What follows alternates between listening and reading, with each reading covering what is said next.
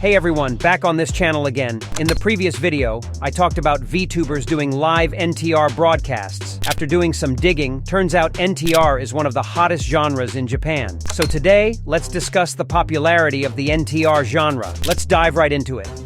For those who don't know or aren't familiar with NTR, it's like a genre or storyline in certain stories, you know? Usually, NTR is about cheating partners, but it's not just about cheating. There are other aspects that fall under NTR too. But we'll save that for another video since I've got the script ready and it's a bit tricky to write. Usually, in videos like this, I also like to include the historical context, so just hang tight for the full video discussing NTR. Let's move on to talking about the popularity of the NTR genre. Typically, normal folks or those outside of Japan, they're pretty grossed out by this NTR genre, because in most story plots, it's mostly about weak guys being taken by scoundrels. You know, haha. But it's different in Japan. NTR is actually a favorite genre there. Well, that's normal, because NTR stories usually leave a stronger impression compared to vanilla genres. Plus, NTR is often animated better than other genres, so it's no surprise that most Japanese folks dig it. Seems like they're also fed up with the same old milking of romance stories that are basically just copy-pasted from one another. It's all the same old story. But NTR has more variety in its tales. Let's go back to 2018, because it seems like that was the heyday for this genre. In 2018, NTR even snagged the top spot as the most popular genre, beating out stuff like hypnosis and school romance, I think. Based on regional calculations, NTR still held the top spot in all of Japan. You might think it's just guys who like this NTR thing, but according to data, NTR is also the #1 favorite for girls. Crazy, right? Japanese girls are something else. From ages 18 to 65, NTR remains their top pick, regardless of age. I don't know what those 65-year-old grandpas are doing, watching NTR or whatever's in their imagination, haha. Got this data from a Fanza survey. In case you're wondering what Fanza is, it's a place for buying and selling Doujinshi. Crazy how many fans this genre has. Just in 2018, it's already this popular. Now, on to 2019. NTR was only popular in Shimane Prefecture this year, unlike the previous year when it was the top genre throughout all of Japan. But in America,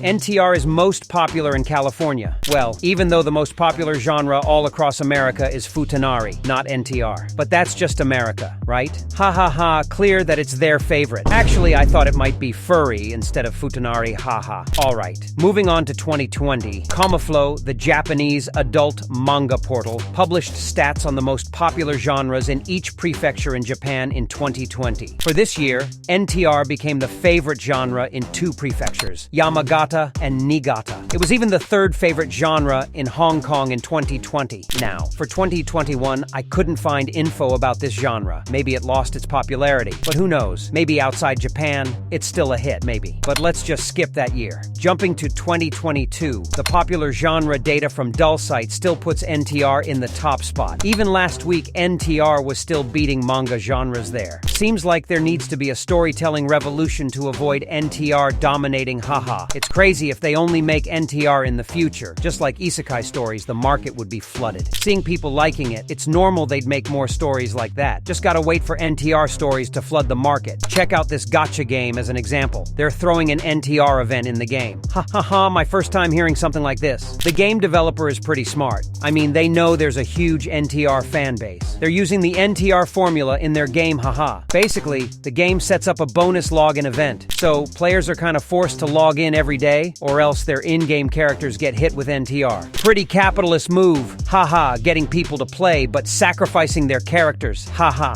And it's not just that game that shows how big this genre is. Here's another example, a recent NTR novel. The first volume alone got printed 3 times. Seriously crazy, right? They released just 1 volume, and it sold that much. Imagine if the story got longer. There would be even more novel fans. If you're still skeptical about how massive the NTR genre is, let's compare it to other genres. Vanilla genres are no match for NTR. It's like comparing day and night. How about we look at both NTR and its opposite, reverse NTR? Reverse NTR flips the script. In NTR, it's usually the guy who gets cheated on, but in reverse NTR, It's the girl who gets cheated on. Just the opposite, but with similar plots. For the NTR genre, we'll use the manga Kanojo no Smafo as a comparison. And for reverse NTR, let's use Itabasami no Wakachi. For you seasoned folks, you probably know these two NTR manga. Both of them are popular, making them perfect for comparison. Let's prove it through the highest sales numbers for both of these manga. Of course,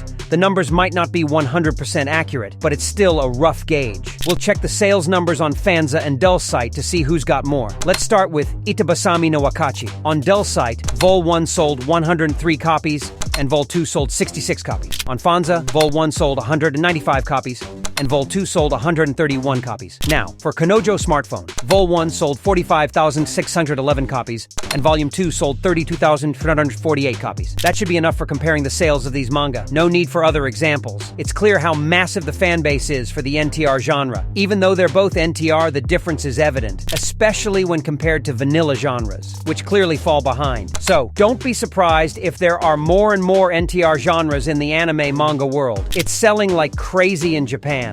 Lots of people love this genre. Maybe it's also a way for them to break the monotony of vanilla romance stories, which keep reusing the same old plot and slowing down story development. I don't know if you guys like or hate the NTR genre, but I'm pretty neutral about it. Who knows? Maybe I'm not that attached to certain characters, which is why I'm not super invested in NTR scenes. It's different from those who get angry or don't want any NTR scenes at all. Then there are those who really enjoy NTR scenes. But for me, it's just whatever. No strong feelings toward it. Seriously, I don't care who takes the heroine or who the MC's girlfriend is. Probably because I don't have strong attachments to characters. So, honestly, I don't really care about NTR.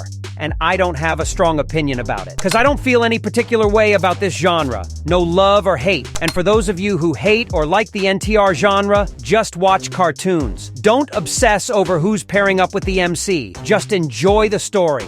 Why make it a hassle to think about who's gonna be the MC's girlfriend? Haha, it's strange why people get so worked up about it. Maybe you've seen my video where I ranted about the ending of the anime Bokuai, where I got mad it wasn't the girl, but it's because of how the story just left the MC's struggles hanging.